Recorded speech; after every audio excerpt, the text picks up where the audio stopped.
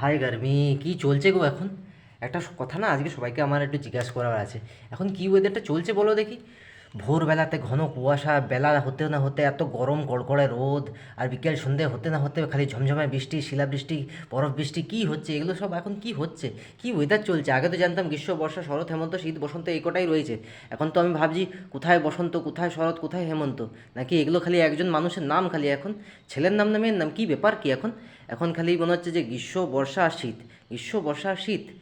ভোরবেলায় সোয়েটার পরে বেরোবো, বেলায় এমনি নর্মাল জামা প্যান্ট পরে বেরোবো, শীতকালে তারপর আবার কি বলে বৃষ্টি পড়ে। কী করে বৃষ্টি পড়া সম্ভব? এবার বেশ সন্ধ্যেবেলা রেনকোট পরে বেরোই, এইভাবে বেরোনো যায় নাকি? হ্যাঁ, এভাবে বেরোনো যায়? কি করব এখন? কি করা উচিত? আমি মানুষদের কাছে মতামত চাই, এখন কি করা উচিত? কি ঋতু চলছে? কি সময়টা কি চলছে? কেউ বলছে কালবৈশাখী চলছে, কিন্তু এখনও তো বৈশাখ মাসটাই আসেনি, এটা তো এই চৈত্র মাস না? এখন কি চলছে? কি কি চলছে?